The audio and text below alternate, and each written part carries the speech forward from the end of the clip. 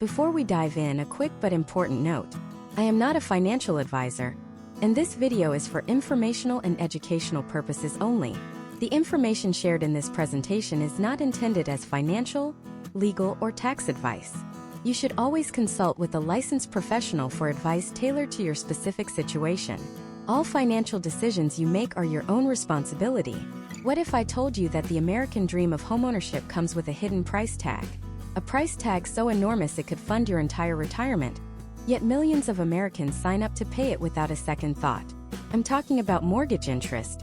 The average American with a 30-year mortgage on a typical home will pay over $250,000 in interest alone. That's $250,000 that vanishes into thin air. It doesn't build your equity. It doesn't improve your home. It's the cost of borrowing money over 3 decades. It's the price of the standard path. For generations, we've been told the 30-year fixed-rate mortgage is the gold standard. It's safe. It's manageable. It's what your parents did. But what if that safe path is actually a financial trap designed to keep you in debt for your entire working life? What if it's the single biggest obstacle standing between you and true financial freedom? Think about it. A 30-year mortgage signed in your early 30s means you won't own your home free and clear until you're in your 60s, right on the doorstep of retirement. For 30 years, a huge chunk of your income is siphoned off, not to build your wealth but to service a debt. 30 years of being one job loss, one medical emergency, one bad break away from disaster. 30 years of feeling house poor. But there is another way. An escape hatch. A wealth-building super tool that the banks and lenders rarely advertise, because frankly, it's not as profitable for them. It's the 10-year mortgage. And I know what you're thinking. A 10-year mortgage? The payments must be astronomical. There's no way I could ever afford that. And for many people, that initial reaction is exactly why they never explore it further. But staying on this video is your first step to challenging that assumption. Because the 10-year mortgage isn't just a shorter loan. It's a completely different financial philosophy. It's a declaration of war on debt. It's a commitment to accelerating your journey to financial independence by decades. In this video, I'm going to pull back the curtain on how a 10-year mortgage works in the United States. We are going to dismantle the myth that it's only for the super rich. We're going to give you a clear, actionable blueprint that will show you how to save a life-changing amount of money, build equity at a staggering rate, and own your home, your most valuable asset, free and clear while you're still young enough to enjoy it. This isn't about theory. It's about cold, hard numbers and a radical shift in mindset. So let's just rip the Band-Aid off and look at the math. The numbers don't lie. Let's imagine a very typical scenario in the US today. You're buying a home for $400,000. After a 20% down payment, you're left with a mortgage of $320,000. Now let's run the numbers on the standard 30-year fixed mortgage. For this example, let's assume an interest rate of 6.5%. Your monthly principal and interest payment would be about $2,023. That seems manageable, right? It's the number most people focus on. But here's the number they ignore. Over those 30 years, you will pay a staggering $408,150 in interest. Let me repeat that. On a $320,000 loan, you will pay over $400,000 in interest. You end up paying a total of $728,150 for your home. You've paid for the house more than twice over. Now, let's look at the same $320,000 loan on a 10-year mortgage. Because it's a shorter term and less risky for the bank, you'll typically get a slightly better interest rate. Let's call it 6%. Your monthly payment would be significantly higher, around $3,553. And right there, that's the showstopper for most people. They see that higher payment and immediately say, "Nope, can't do it." They close the browser, they walk out of the lender's office, and they sign up for 30 years of payments without ever calculating the true cost. But you're still here. So let's look at the magic number. With that 10-year mortgage, how much interest do you pay over the life of the loan? The answer? About $106,325. Let's put those numbers side by side. With the 30-year loan, you paid over $408,000 in interest. With the 10-year loan, you paid about $106,000 in interest. That is a savings of over $302,000. $300,000. That's a college education for your kids. That's a fleet of new cars. That's a supercharged retirement account. That's the seed money for a new business. It's freedom.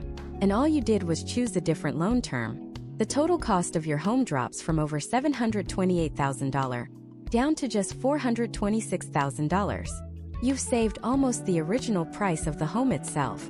This isn't a trick. It's not financial wizardry. It's just the brutal, beautiful power of time and compound interest working for you, instead of against you. On a 30-year loan, especially in the early years, your payment is almost all interest. You're barely making a dent in the principal. You're essentially renting money from the bank. With a 10-year mortgage, every single payment is a sledgehammer blow to your principal balance. You're not just paying off a loan. You are aggressively converting your income into home equity, a tangible asset that builds your net worth. In the first 5 years of that 30-year mortgage, you would have paid down only about $35,000 of your principal. You've made $121,000 in payments, but your debt has barely budged. You're spinning your wheels. In the first 5 years of the 10-year mortgage, you would have paid down over $155,000 of your principal. You're already almost halfway to owning your home free and clear. You have built a massive wall of equity between you and the bank. That equity is security. It's wealth. It's power. Now the big question remains: how do you bridge the gap between that $2,000 payment and the $3,500 payment? How do you make the leap? This is where the mindset shift comes in. It's about reframing the question. Instead of asking, "Can I afford the higher payment?" you start asking, "What changes do I need to make in my life to afford this higher payment?" And more importantly, can I afford to throw away $300,000 over the next 30 years? This shift requires a change in perspective. It means viewing your home not just as a place to live, but as the cornerstone of your entire financial future. It might mean buying a slightly smaller house than the bank says you can afford. It might mean driving your car for a few more years. It might mean being more intentional with your budget, cutting subscriptions, and brown bagging your lunch. It's about prioritizing long-term freedom over short-term gratification. The 10-year mortgage is a choice.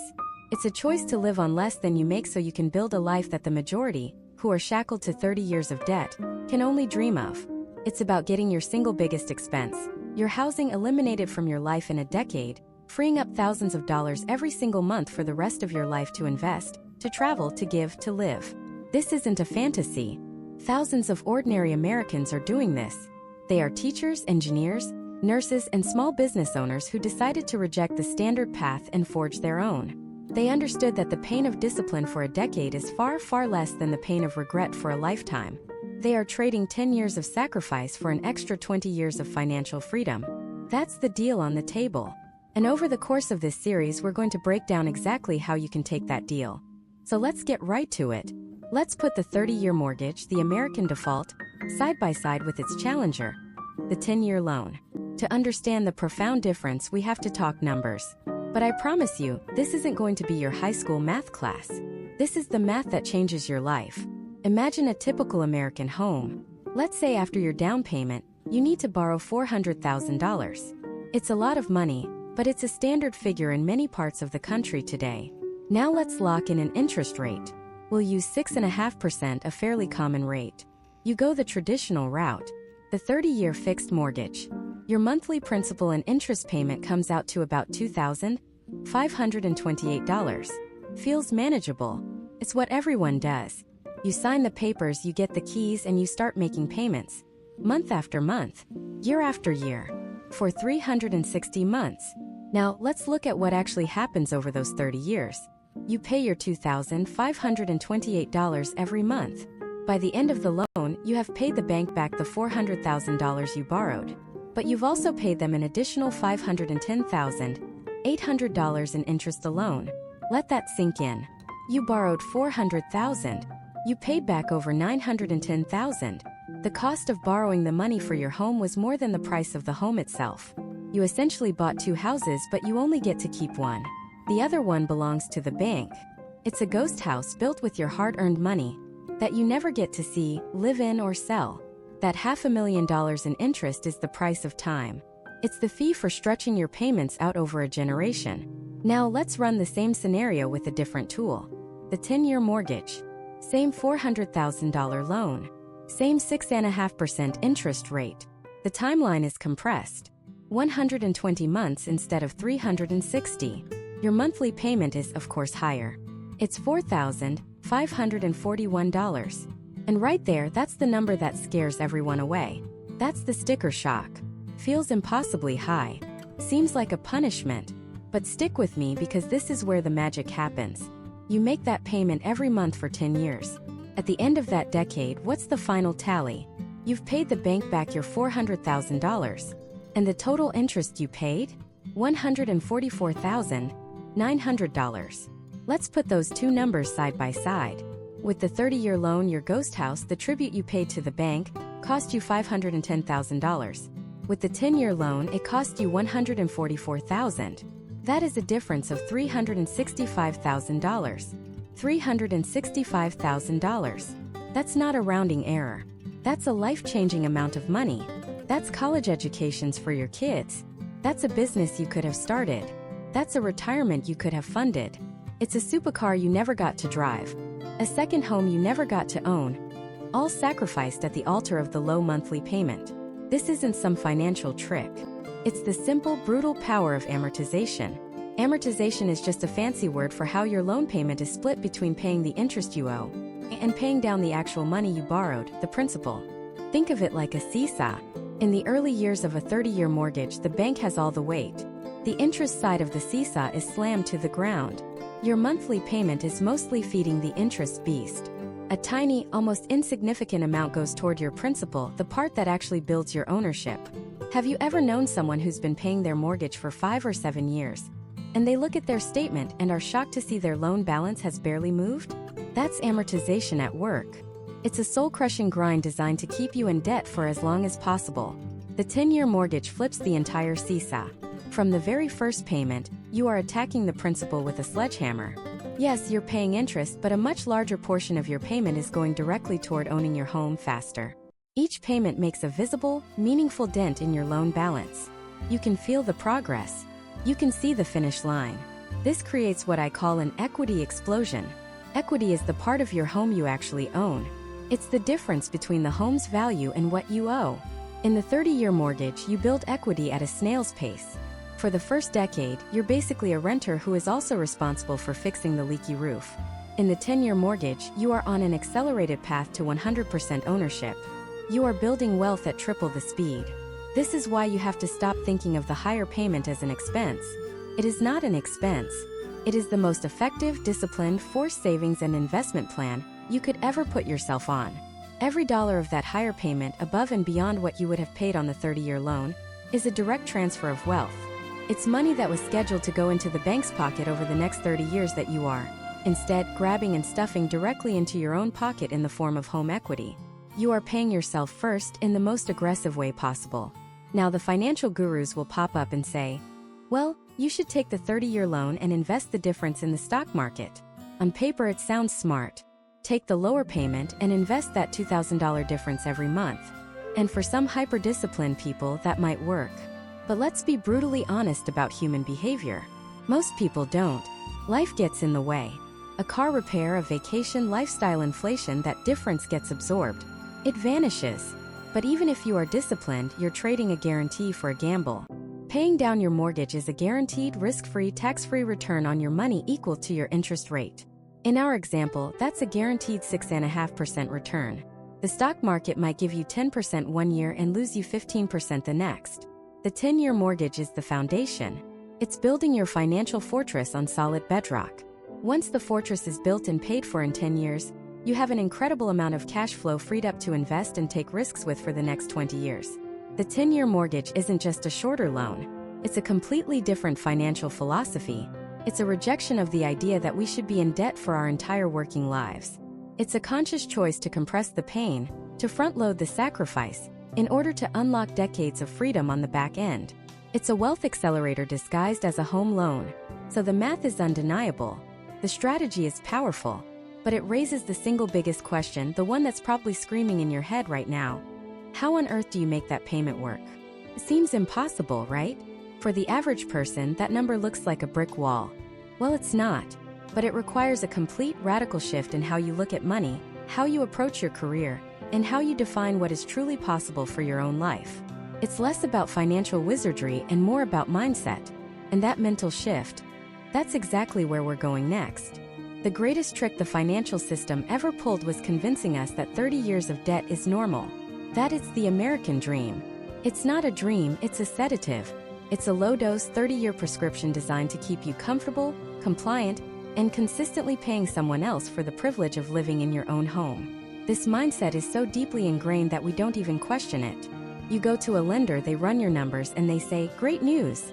You're approved for a 30-year mortgage." And we say thank you. We feel grateful. We've been handed a ball and chain painted gold, and we celebrate it. We've been conditioned to focus on one single, dangerously misleading number: the monthly payment. Can I afford the payment? That's the only question we're taught to ask. It's the wrong question. It's a trap. The right question is, what is this house actually going to cost me? Let's get brutally honest about the math. Imagine two identical families, living in identical houses, right next door to each other. Both houses cost $400,000. Let's call the first family the Normans. They do what everyone does. They go to the bank, put down 20%, which is $80,000, and they finance the remaining $320,000. The bank offers them a 30-year fixed mortgage at a 6% interest rate. Their monthly principal and interest payment comes out to about $1,919. The Normans are thrilled. $1,900 a month? That's manageable. It's less than the rent on a decent two-bedroom apartment in many cities. They sign the papers, get the keys, and start their lives. They are now on the standard 30-year plan, the slow, scenic route to ownership. Now let's look at their neighbors, the Coles. The Coles bought the exact same house for the exact same price with the exact same down payment. They financed the exact same $320,000. But when the bank offered them the 30-year mortgage, they asked a different question. They asked for the 10-year option. The banker probably raised an eyebrow. The numbers are different. At that same 6% interest rate, the Coles monthly payment isn't $1,900. It's $3,552. That's a huge jump. It's almost double. Looking at those two numbers side by side, 99% of people would choose the lower payment. The Normans look at the Coles and think they're crazy. Why would you strap yourself with such a massive payment? You're going to be house poor. You'll have no money for vacations, for fun, for life. This is the central illusion. This is the mindset trap. We see the higher payment as a burden. We see it as a sacrifice. We fail to see what it truly is, a weapon. It is a finely tuned instrument for destroying debt at an accelerated rate. Let's fast forward. Not 30 years. Not even 10. Let's just look at the total cost. The Normans, with their affordable $1,900 payment, will make that payment every single month for 360 months. For 30 years. By the time they make their final payment, how much will they have paid the bank? Their original $320,000 loan plus a staggering $369,809 in interest. Let that sink in. They borrowed $320,000. They paid back almost $690,000. They didn't just buy one house. They bought two. They bought one for their family to live in, and they bought a second, invisible house made of pure interest and gave it to the bank as a thank you gift.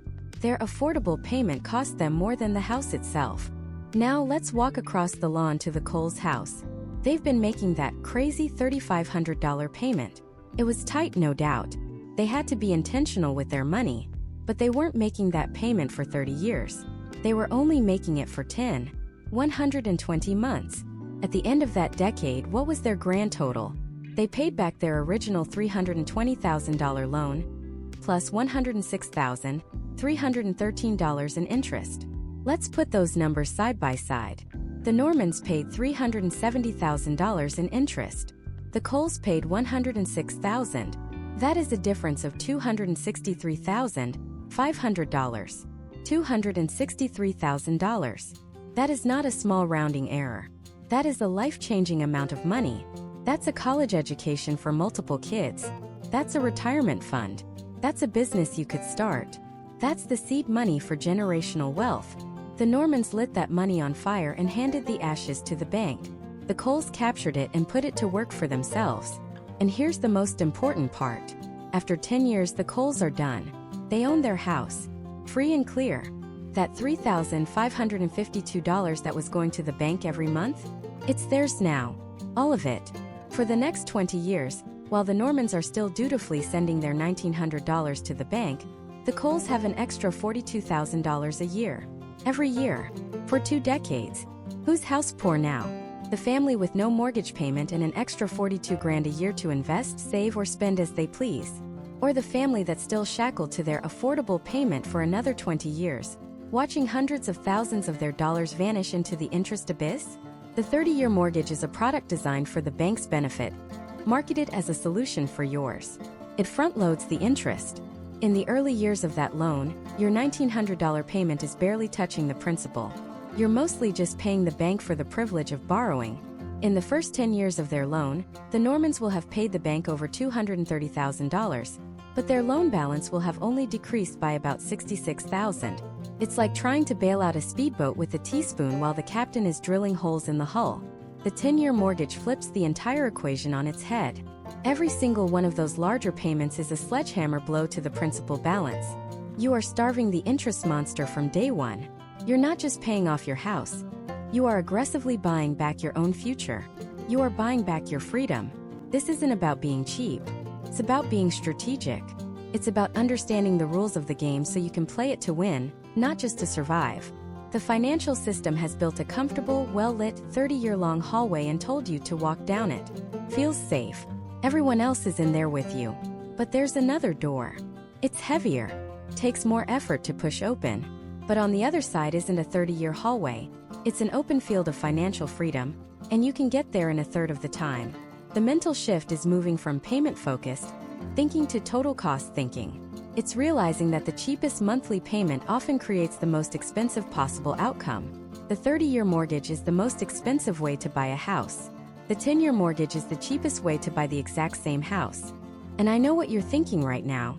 It's the big, glaring question that this entire example brings up. This math is incredible. I get it. I see the power. But how on earth could I ever afford to double my house payment? It's just not realistic. And that is the most important question of all. Because the answer isn't about winning the lottery or getting a massive inheritance. The answer lies in a series of practical, strategic, and often counterintuitive steps that anyone can take to make the impossible payment possible. It's about building a financial framework that allows you to attack your mortgage with overwhelming force. And that framework is precisely what we are going to build together in the next part. This framework begins not with a spreadsheet, but with a fundamental shift in your thinking. We've been conditioned to see a mortgage as a permanent fixture of adult life, like taxes or traffic. A 30-year loan is presented as the default, the normal, the responsible choice. The 10-year path is often dismissed as extreme, a life of forced austerity reserved for the super-rich or the super-frugal. This is a lie. A 10-year mortgage isn't about deprivation. It's about declaration. It's a declaration of your financial independence.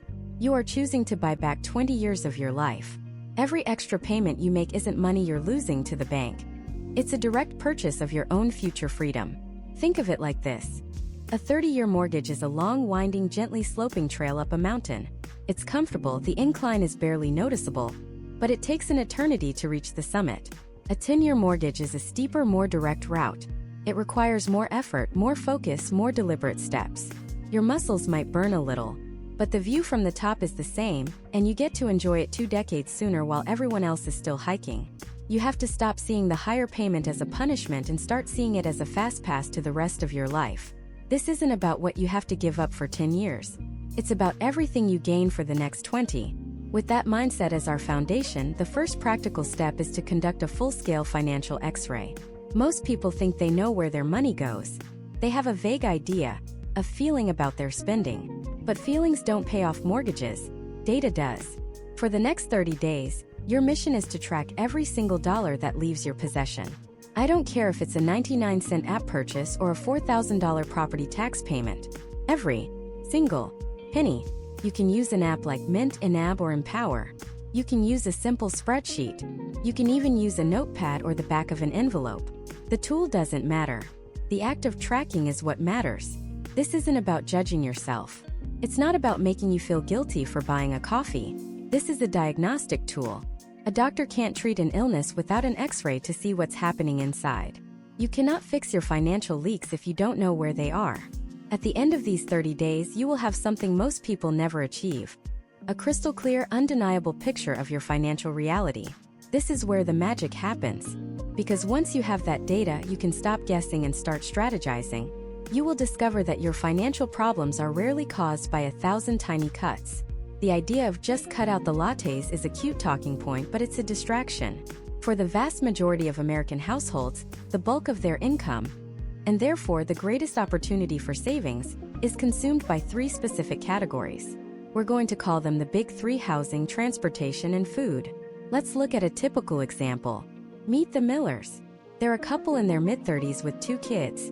Their combined household income is about $90,000 a year, right around the national median. They feel like they're doing okay, but they're also living paycheck to paycheck with no idea how they could possibly afford a higher mortgage payment. So they do the 30-day financial X-ray. When they sit down and look at the numbers, they're shocked. They thought their biggest fun expense was a weekly pizza night. But the data tells a different story. Let's break down their big 3. First, housing. This is their mortgage, property taxes, insurance, utilities, and maintenance. It's the biggest piece of the pie, and for now we'll consider the core mortgage payment fixed. But they notice their electricity bill is surprisingly high. They've been leaving lights on, running the AC constantly.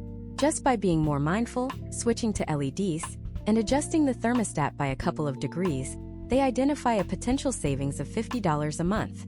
It's not life-changing, but it's a start. That's $600 a year. Second, transportation. This is the financial black hole for so many families. The Millers have 2 car payments. One is for a reliable sedan, the other for a big new SUV they bought last year. The SUV payment is $650 a month. The insurance for it is another $150, plus gas.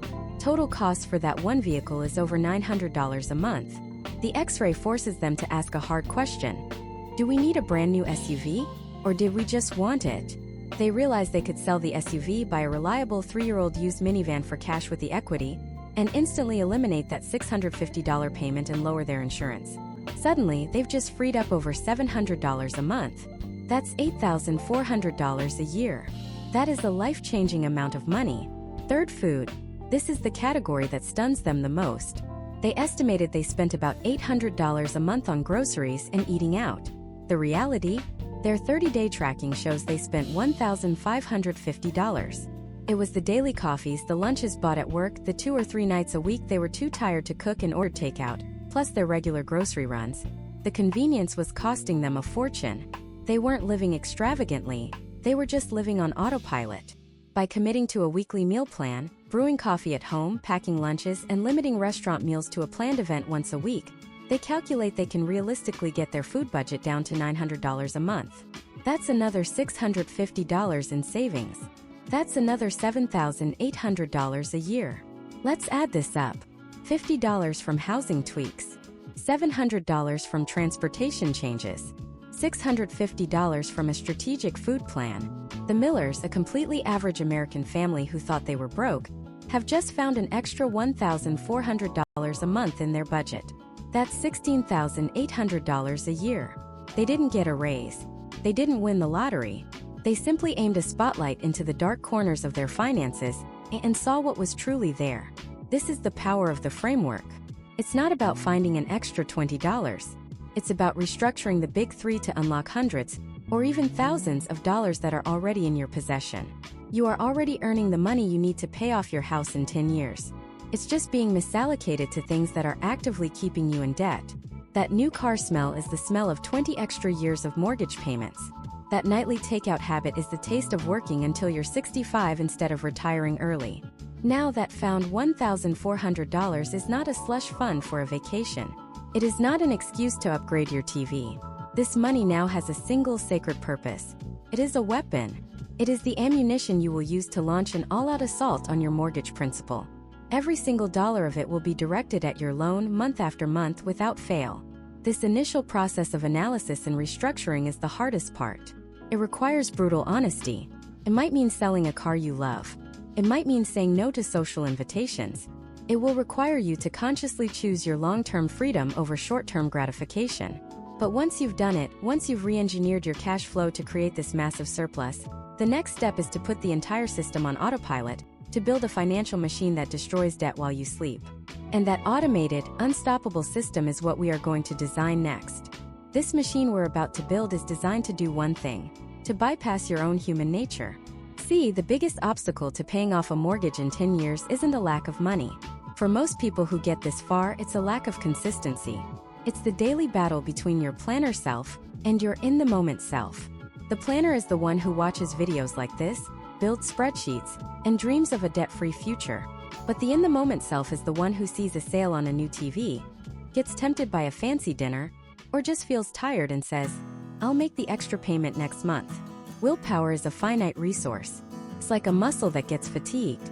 Relying on it day after day to manually transfer hundreds or thousands of extra dollars is a recipe for failure. You will eventually get tired. You will eventually forget. You will eventually give in to a moment of weakness. Automation is the ultimate cheat code.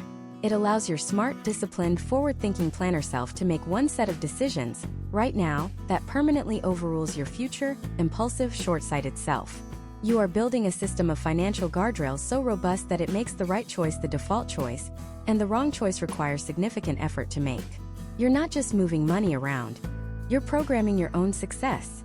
You're building an external system of discipline that works even when you don't feel like it. The heart of this entire machine is what we'll call the financial hub account.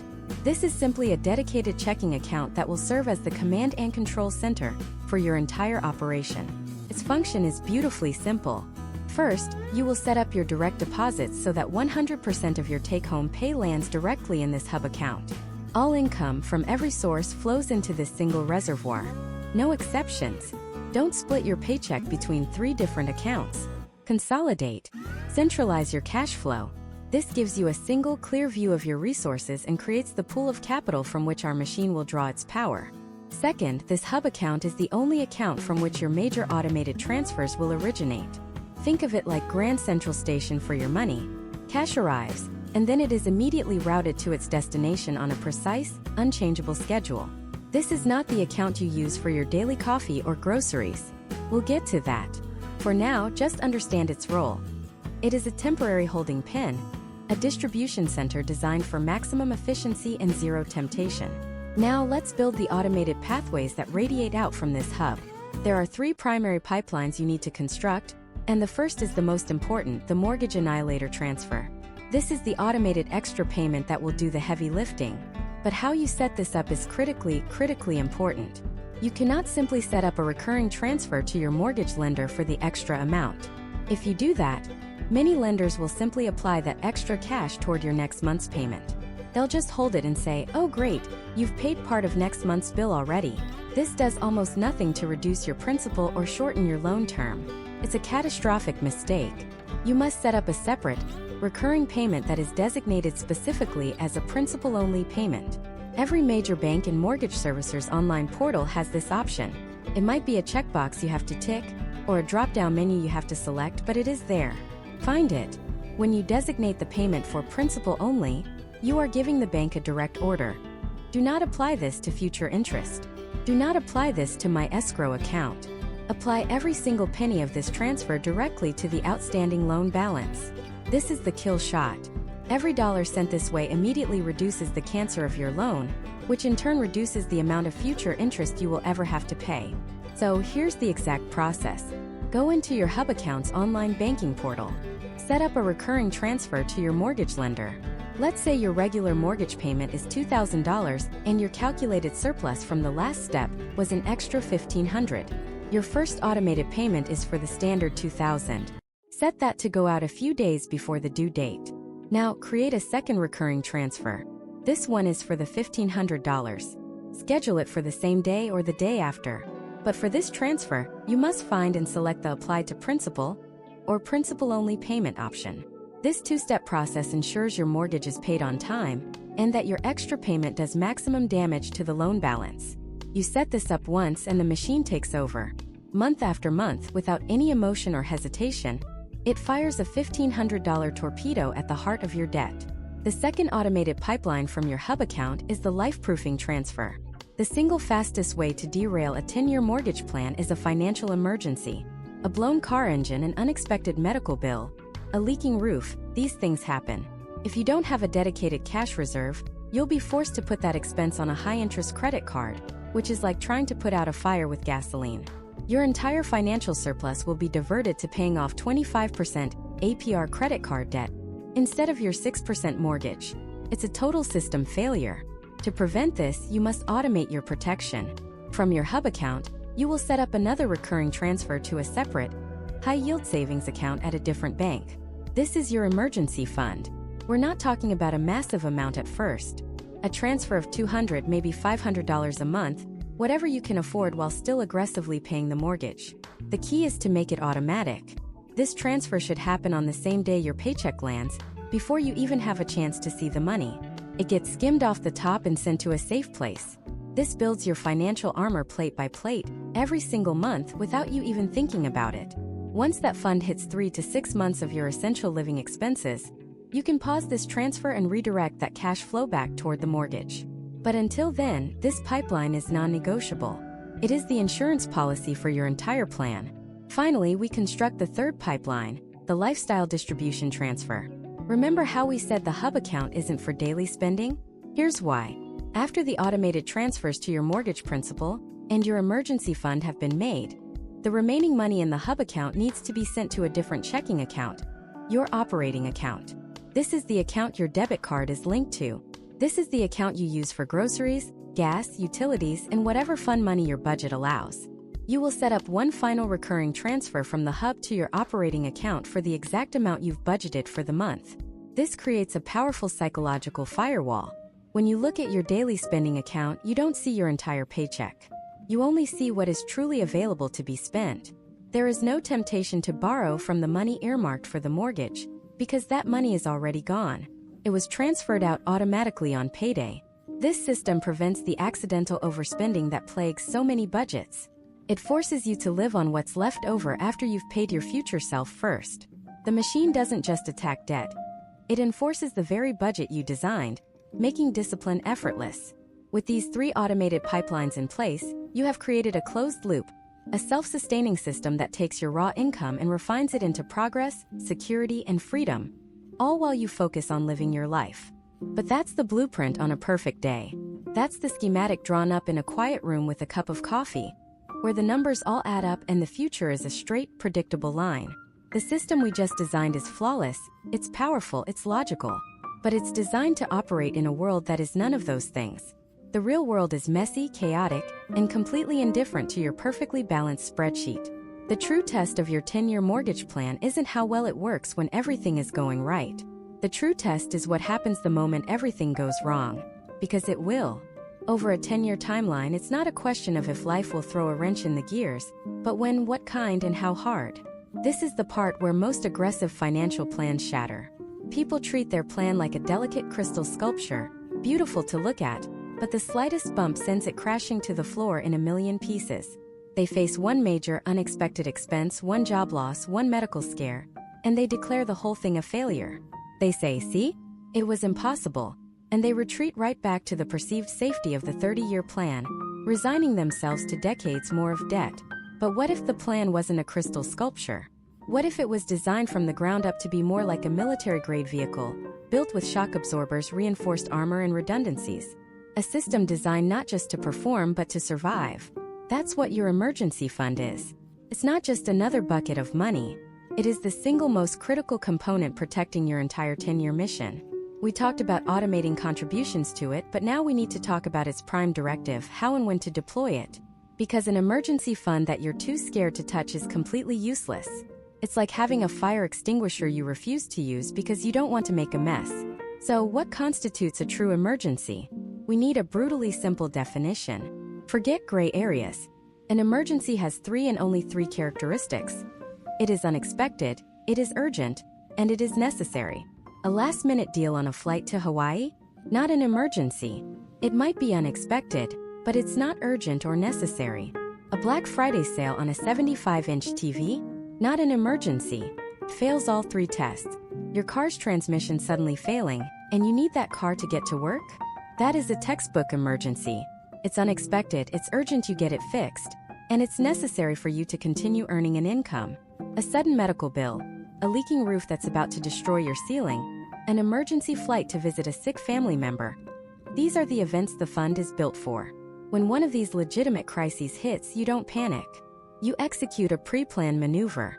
The first thing you do is hit the pause button on your aggression. I want you to burn this concept into your brain. It's a pause button, not a stop button. This is a crucial distinction. Hitting stop means the plan is over. Hitting pause means you are temporarily diverting resources to handle a threat. In practice, this means you immediately halt all extra mortgage payments. You go back to paying only the minimum required amount on your mortgage. This instantly frees up hundreds, maybe thousands of dollars in your monthly cash flow, giving you breathing room. Second, you deploy the emergency fund to neutralize the threat. You pay the mechanic, you pay the roofer, you cover the medical deductible. You do it with cash, avoiding high-interest credit card debt or personal loans that would create a new fire to fight later on. The fund has done its job. It has absorbed the financial impact of the crisis, protecting your momentum and your sanity. But the maneuver isn't over. This is the part everyone forgets. Once the immediate crisis is resolved, your number one financial priority is no longer the mortgage. Your new prime directive is to replenish the emergency fund. All that extra money that was going toward your mortgage principal, it now gets rerouted to refill your emergency savings until it's back to its fully funded level. Why? Because the storm has passed, but you know another one will eventually come. You would never leave your fortress walls unrepaired after an attack. You rebuild, you rearm, and only then do you go back on the offensive. Let's make this real. Meet Sarah and Mark. They're 3 years into their 10-year payoff. They are on fire. They've automated their savings, they're throwing an extra $1,800 a month at their mortgage, and they can taste the freedom. They feel invincible. Then the phone call. Mark's company is downsizing. His position has been eliminated, effective immediately. In an instant, nearly half their household income is gone. The invincibility evaporates. Panic starts to creep in. In the old world, they'd be terrified. They'd be looking at their massive mortgage payment with dread, wondering how they'll survive. But they aren't in the old world. They have a system. They don't even need to have a discussion. They just execute the plan. Step 1, pause button. The $1,800 extra mortgage payment is halted. Their required monthly housing payment just became dramatically more manageable. Step 2, deploy the emergency fund. They have 6 months of living expenses saved. There is no immediate fear of missing a bill or buying groceries. The fund creates a buffer of time and calm. It transforms a 5-alarm panic into a manageable, albeit stressful, logistics problem. For the next 4 months, Mark focuses full-time on finding a new, better-paying job, which he does. During that time, they live lean, using their emergency fund to bridge the income gap. They don't take on a single dollar of new debt. Once his first new paycheck hits, what do? They don't immediately go back to attacking the mortgage. Step 3, replenish. For the next 5 months, that $1,800, plus any extra they can squeeze, goes directly back into their emergency fund until it is whole again. Only then, with their defenses fully restored, do they press resume and start attacking the mortgage principal again. Now look at the outcome. Did this event delay their 10-year payoff? Yes, by about 9 months. But did it stop them? Did it break them? Did it send them spiraling back into 27 years of debt? Absolutely not. The system worked. The shock was absorbed. They bent, but they did not break. This is the difference between a brittle plan and a resilient one. A resilient plan anticipates failure. It expects punches and is designed to take them, get back up, and keep moving forward. Your emergency fund is your front line. But it's not your only line of defense. You have to look at the other shields that protect it. Is your health insurance deductible something you could actually afford to pay? If not, you may need a different plan or a larger emergency fund. Do you have adequate homeowners insurance? A fire or a tornado could be a true financial extinction event without it. What about disability insurance? A long-term illness could sideline you for years, and that's a storm a 6-month emergency fund can't weather alone. These aren't exciting things to think about, but reinforcing these shields is what ensures your emergency fund is used for emergencies, not for predictable catastrophes you failed to properly insure against. By building this fortress of liquidity and insurance around your 10-year mortgage plan, you change the entire psychology of the journey. You're no longer walking a tightrope, terrified of the slightest breeze. You're marching forward with the confidence that you can handle the inevitable bumps, detours, and ambushes along the way. You have given yourself the greatest gift of all: the permission to be resilient, the permission to stumble, recover, and keep fighting. With your automated system running in the background and your financial fortress standing guard, You have successfully built a bulletproof defense. You're protected from the chaos of the outside world. But defense alone doesn't win the war. To truly accelerate your path to freedom, you have to go on the offensive. And that's where we learn how to stop playing by the bank's rules and start actively manipulating the numbers in your favor. This is where the game changes.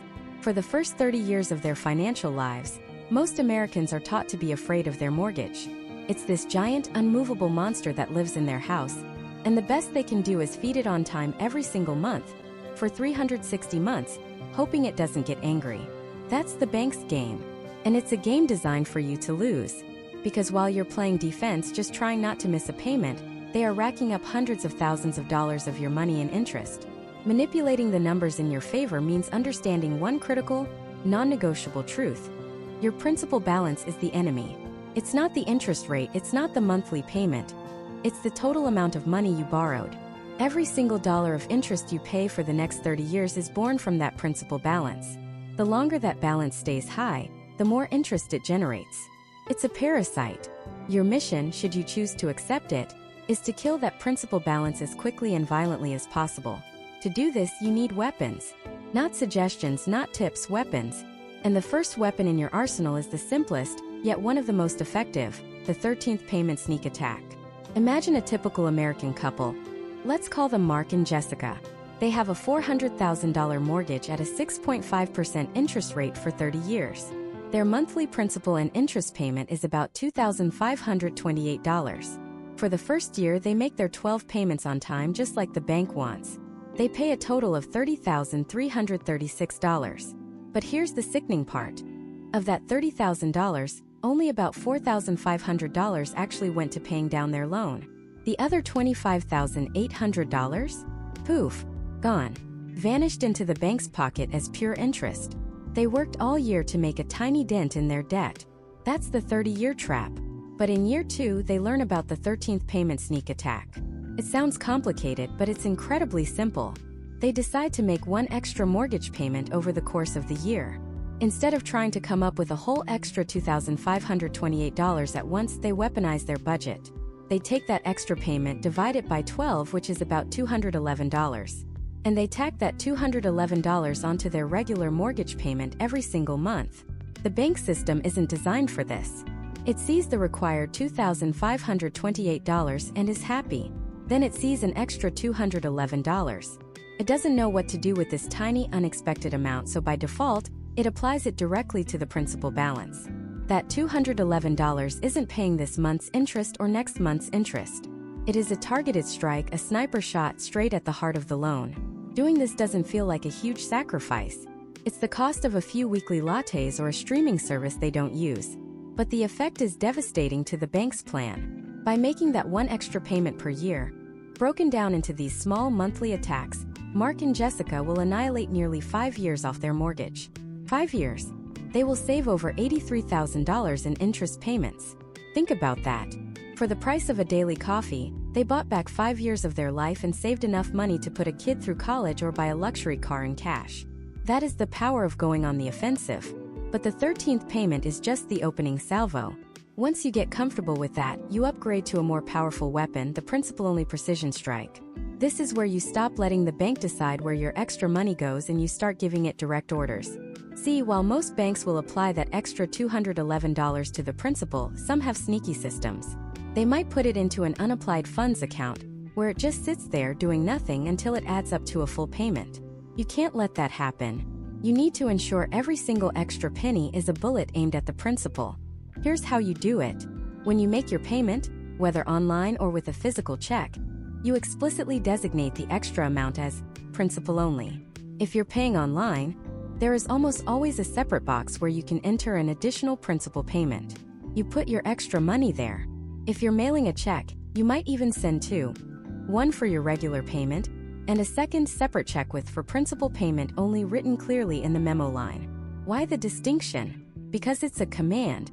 You are telling the bank's computer system, do not touch this money for interest. Do not hold it for fees. This money has one job, to reduce the core debt I owe you, effective immediately. This has a profound compounding effect. Remember, your interest for next month is calculated based on your principal balance at the end of this month. Every dollar of principal you destroy today means you pay less interest tomorrow, and the day after, and for the rest of the loan's life.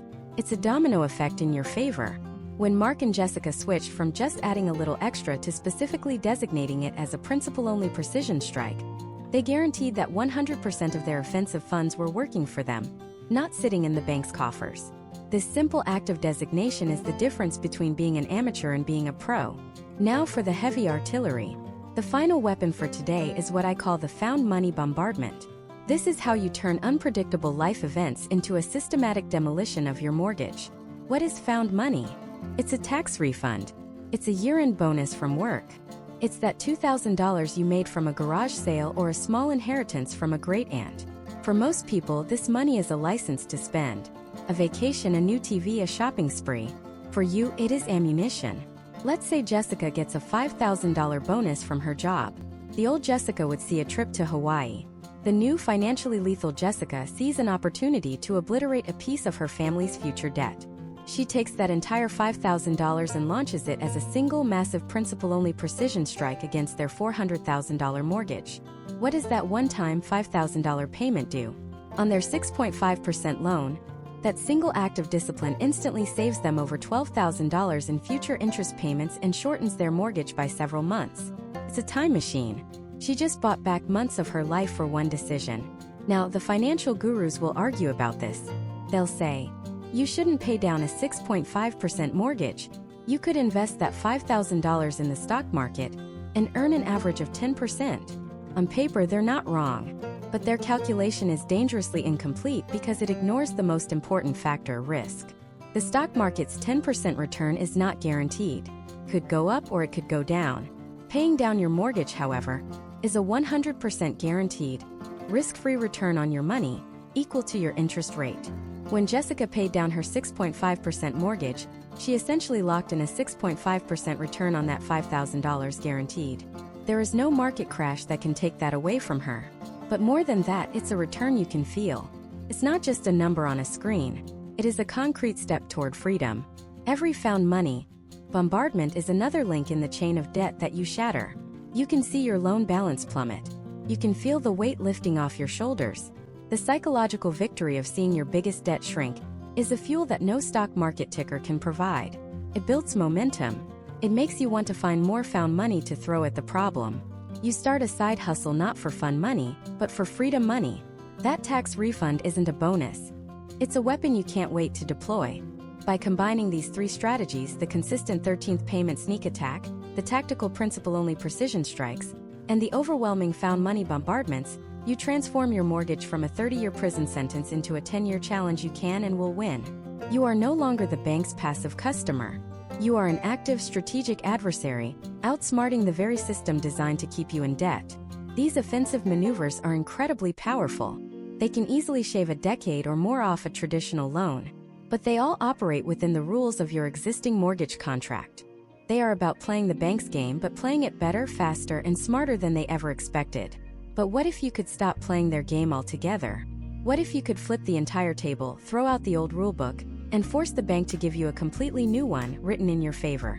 What if you could swap out your entire loan mid-fight for a more powerful weapon, specifically engineered for a rapid 10-year victory? That's not just playing offense anymore. That's changing the entire battlefield. And it's exactly what we're going to cover next. This battlefield maneuver is called refinancing. And it's not just a tactic. It's a complete strategic overhaul of your financial war plan. Refinancing, in its simplest terms, is the act of paying off your existing mortgage with a brand new one. You're essentially trading in your old clunky long-range rifle, that 30-year loan, for a high-powered close-quarters rapid-fire weapon, the 10-year mortgage. The target is the same, your home's principal balance, but the tool you're using to eliminate it is fundamentally different. It's faster, more aggressive, and far more lethal to your debt. But just like in any high-stakes operation, you don't just swap weapons in the middle of a firefight for no reason. There has to be a clear strategic advantage. There are specific moments, specific trigger points on the battlefield of homeownership, where this move makes overwhelming sense. The most obvious trigger is a significant drop in interest rates. Imagine you bought your home and secured a 30-year mortgage at 6.5%. At the time, that was a great rate. But 2, 3, or 5 years later, the economic landscape has shifted. The market rates have fallen, and now lenders are offering rates closer to 5%. This is a signal flare on the horizon. Sticking with your 6.5% loan is like continuing to fight with a musket when your enemy has an automatic rifle. By refinancing into a 10-year loan, you can often lock in a new, lower interest rate and a shorter term. This is the ultimate 1-2 punch. You're reducing the enemy's reinforcement, the interest, while simultaneously shortening the duration of the entire war. The second trigger point is a major boost in your own firepower, a significant increase in your household income. Maybe you got that big promotion you've been working towards for years. Maybe your spouse re-entered the workforce, or your side business finally exploded. Suddenly, the monthly payment that seemed like a stretch before is now comfortably within your budget. Your financial reality has outgrown your old 30-year plan. That minimum payment feels passive. You have more ammunition now, more resources to throw at the debt. Refinancing into a 10-year mortgage allows you to officially align your mortgage payment with your new, more powerful financial reality. It's a conscious decision to deploy your new resources for maximum impact, rather than just letting that extra cash sit around or get absorbed by lifestyle inflation. Another powerful trigger is a surge in your home's equity. This happens in two ways.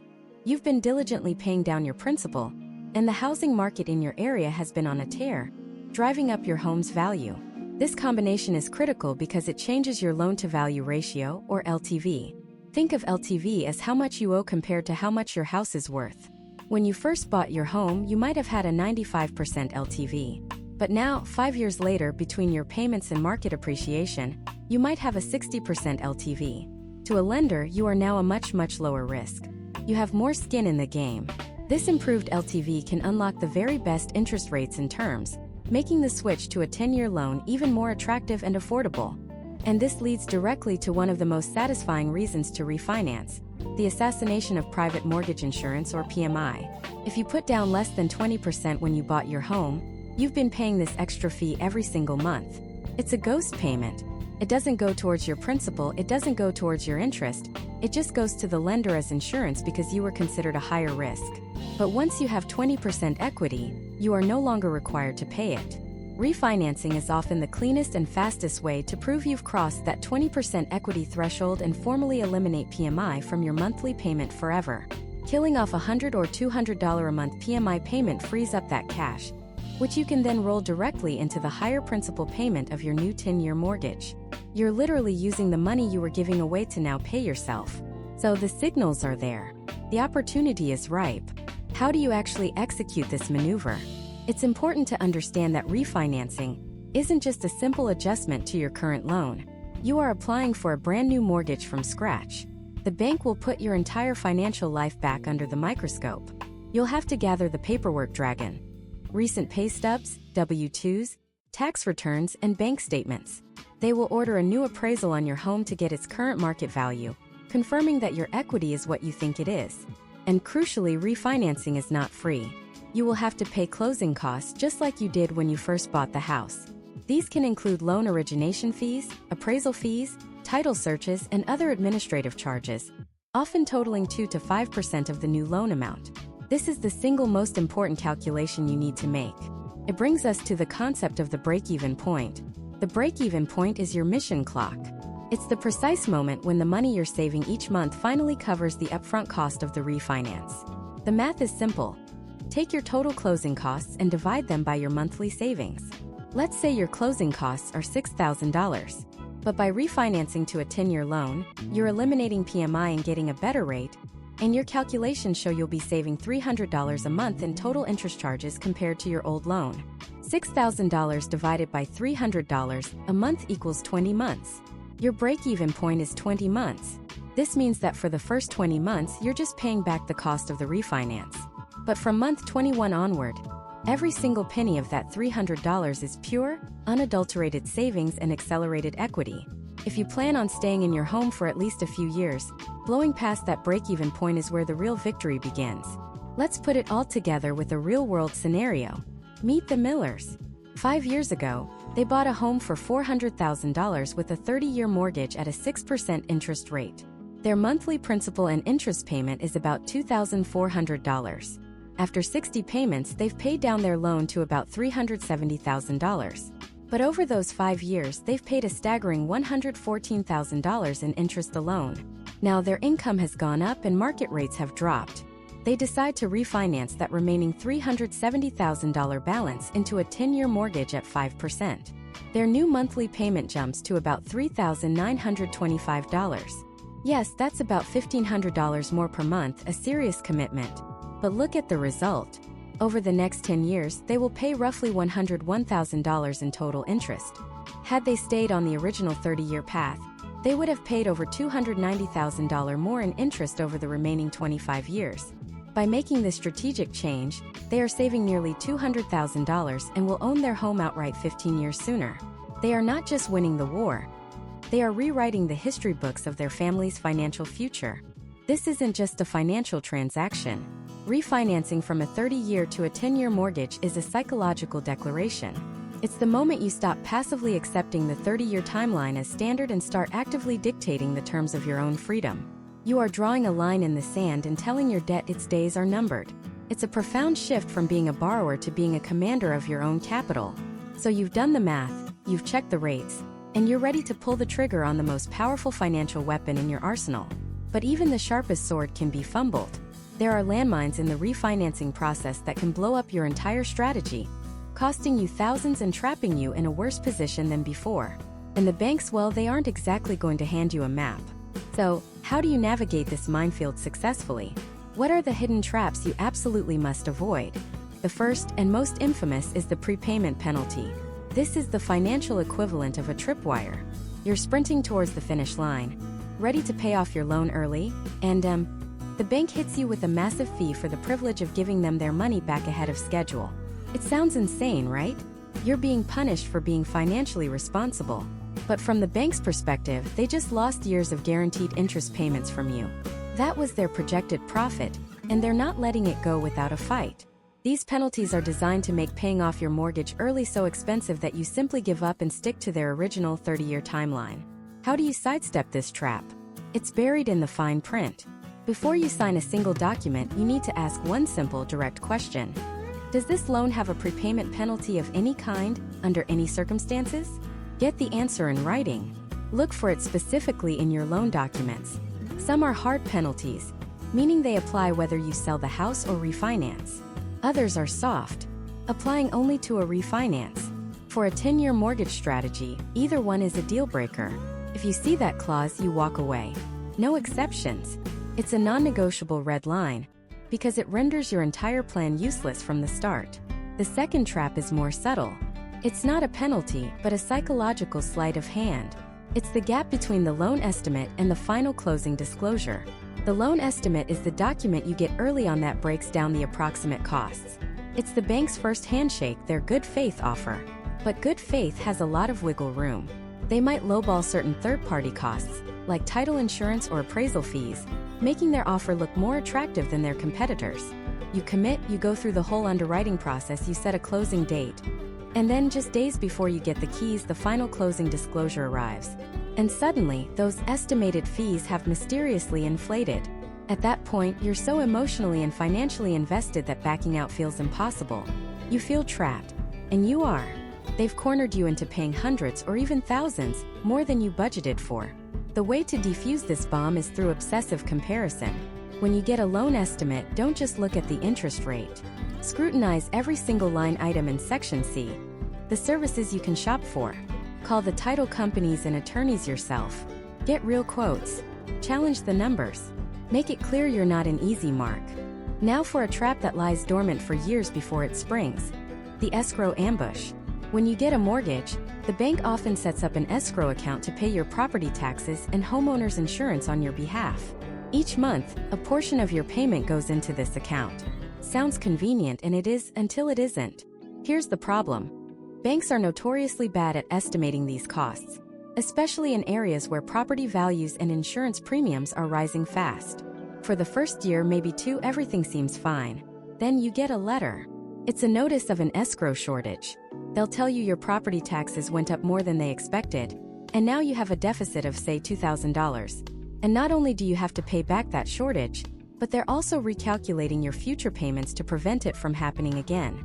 So in one fell swoop, Your predictable monthly mortgage payment can suddenly jump by $200, $300, even $400 a month. It's a financial shockwave that derails budgets and forces people to pull from their emergency funds. Feels like a betrayal.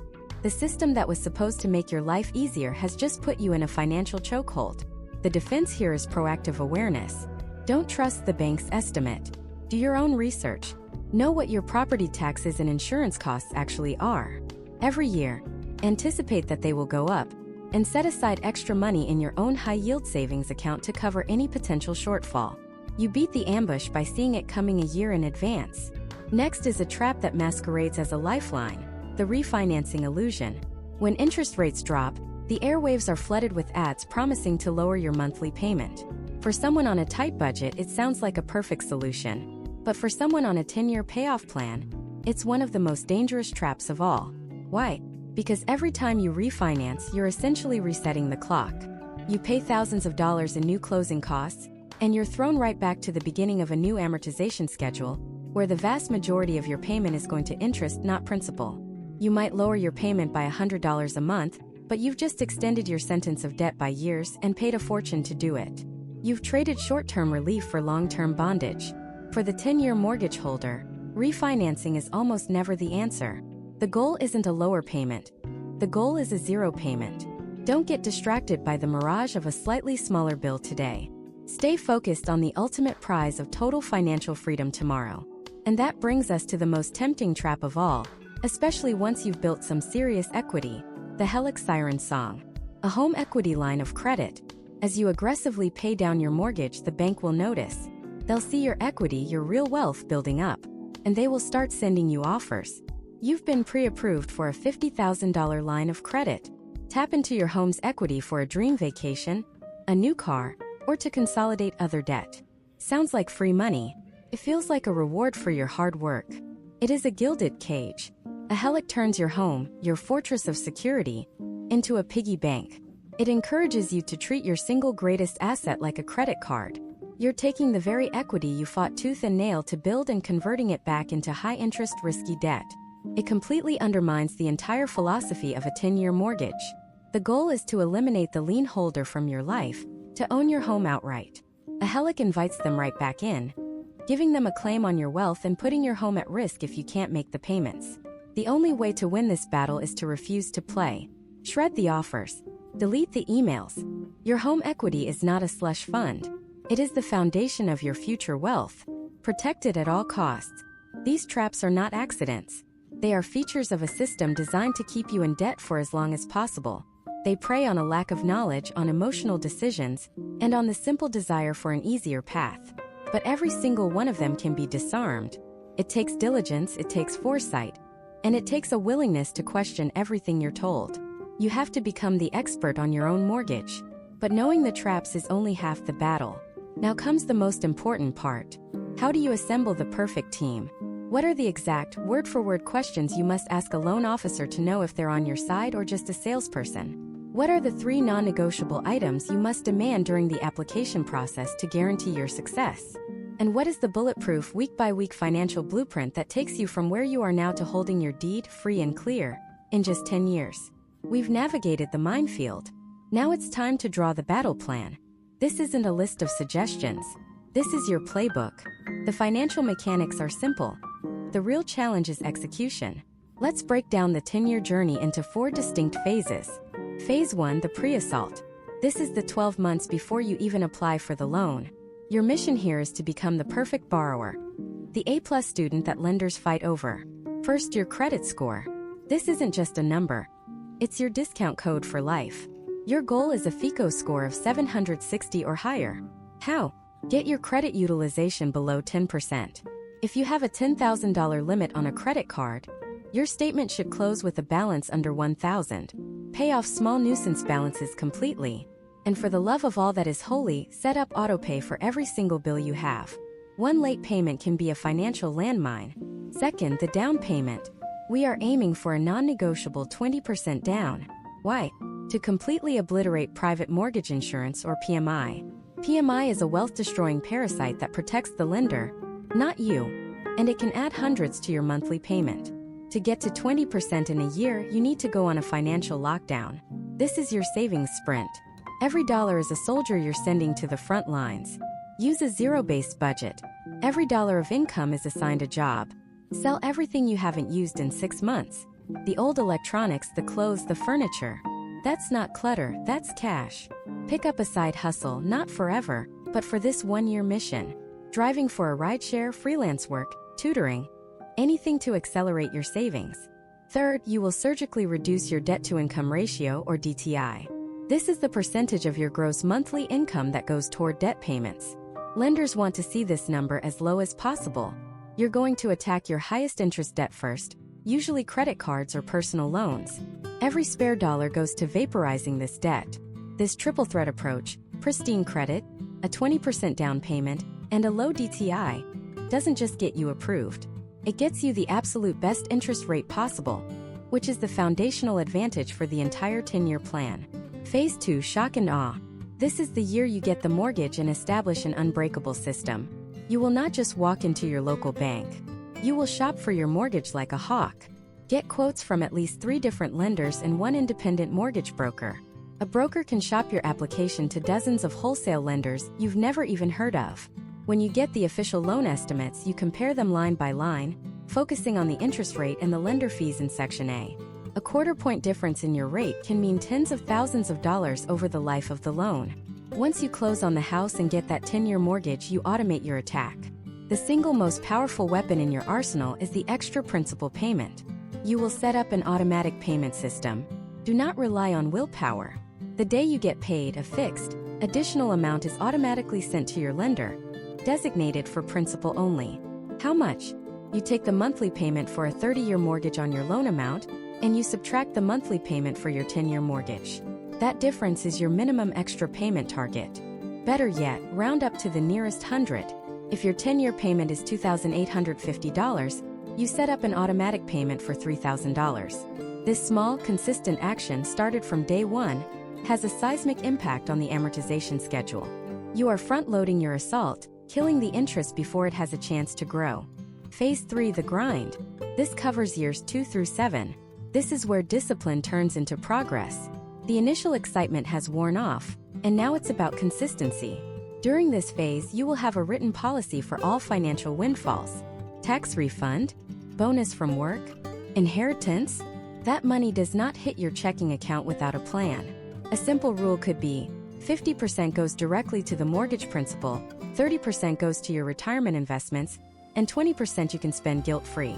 This removes the emotional debate. The decision is already made. This is also the phase of income escalation. Your single biggest lever to accelerate this timeline is not cutting lattes. It's increasing your income. You need to be actively pursuing this. That means documenting your wins at work to build a case for a raise.